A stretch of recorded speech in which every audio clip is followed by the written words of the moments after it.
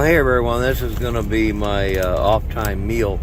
This stuff, I call it, funny, I just call it Viola, but it's Vol1, sweet and sour chicken. It comes with, a sauce pack and everything in there. This is what it looks like before I add water, before I plug it in. So as you can see, there's quite a lot of chunks of food in there, and I'm going to add a rice to it here in just a bit. Sticky rice. I'll add that at the end. So everything is good to go there. And the sauce pack,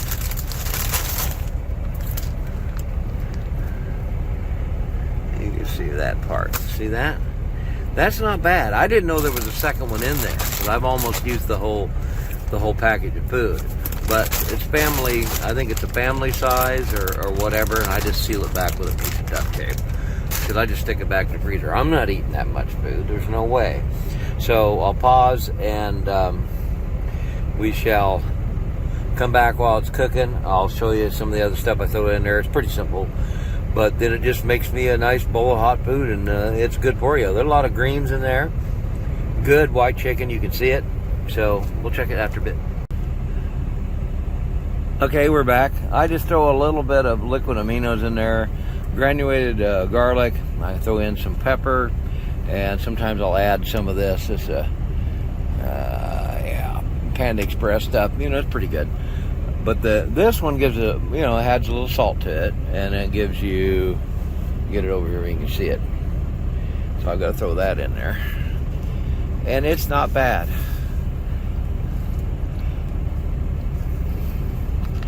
I carried several bottles of that stuff with me. So I just turned it on and got it plugged into a 1500 watt inverter.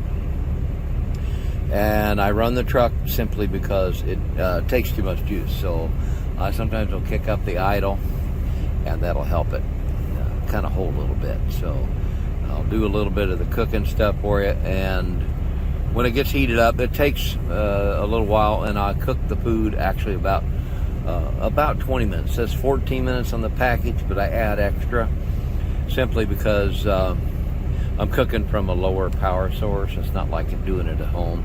But, I've got a freezer. This is sitting on top of the freezer right here.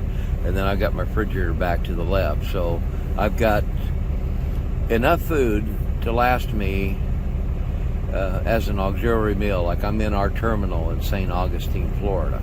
So it's actually pretty good. I would have to drive out of here, and I'm too tired still. I just did basically Florida all the way up to Washington and back to Florida. So it is what it is. I found whatever loads I could find, because we had a lot of changes. Contract I was doing for 7 years, all of a sudden now they're going outside of the normal channels, feeding the loads to outside carriers to bypass us. So, and I've been through all kinds of hell with these people. I mean, good kinds of stuff. It sounded wrong, but I've been through 2 hurricanes serving this customer, and never complained, never asked for money, never asked for anything. And I've been through all kinds of what I would consider outside forces hell. That's a better way to put it. And all of a sudden we get done like this. So I understand business is good business. They had to go with somebody that was maybe a little cheaper so they could save that dollar. But I think it is just a slap in my face. The kind of spotless service I've done over those years, through whatever weather happened to be, didn't matter. So here now we're starting. See how long it took? So, it's not too bad. But, the food's frozen. They say put 2 tablespoons of water or whatever. No. You're going to have to put more than that in there. The reason why I do also is because when I put the rice in, it soaks it up. So I'll check back after a bit. It's hard to cook and hold this, so I'll get to the point where I'm stirring, and then I'll show you what's going on. Okay, we're back again. As you can see, it does not take but maybe 3 to 4 minutes to bring it up to a boil. and it makes a really nice slurry in there. It looks pretty good. And that skillet, that's the span of my hand, so it's not super huge. It's about 7.5 inches across, 7 inches across. My hand spans about 8, so it's really a nice little skillet. My Mini.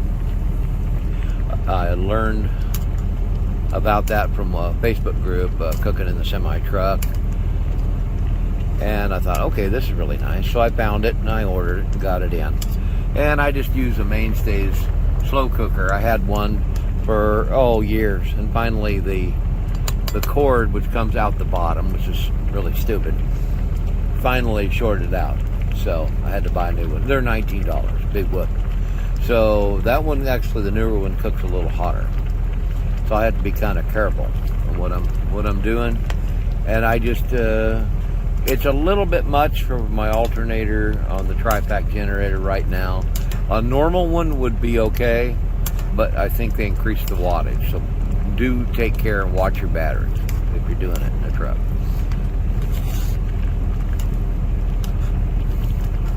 And it's not bad. Now, you could eat it just like it is, but like I said, I like throwing some sticky rice in there. We pre-cook this stuff at home and package it in sizes that I can use. And it's frozen, it's rock solid. So what I'll do is right at the end of the 15-16 minutes, I will throw that on top and toss the slurry over on the frozen rice. It'll thaw out, and I'll spread it out, and I'll make sure everything gets stirred and incorporated really good. And then what I'm going to do is I'll just turn and put the lid back on and just leave it sit for a little bit. So it does take a little bit. And I'll come back again. We'll piece this video together so you can see it in stages. Okay, now we just put in the rice. In good shape, it's frozen solid. And we're just gonna let that sit. And then it'll start soaking up some of that juice. That's why I put so much extra water. I'll let it cook for about 15 minutes.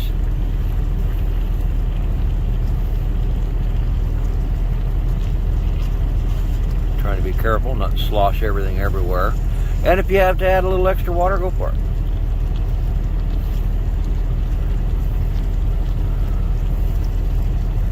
As you see, I'm going to have a good sized bowl of food.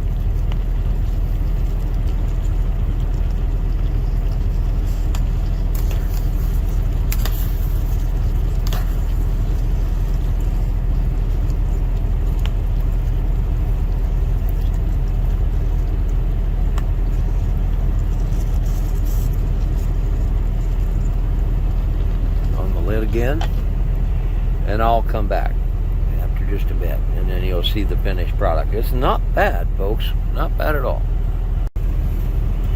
Okay, here we go. Let's go back this up some. Sorry about that, it keeps resetting itself.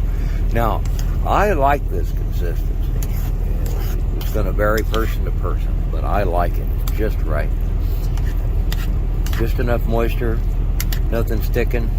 I turned the heat down, and you can see all that sauce and everything is incorporated good. The sticky rice is in there doing its job. Just kind of stir things around, get everything worked in good. And I'll tell you what, that is done. I'm going to call that good. After basically the outbreak, that's what I'm going to call it, 4 years ago. A lot of restaurants closed. A lot of places we were stuck. Couldn't get anything to eat.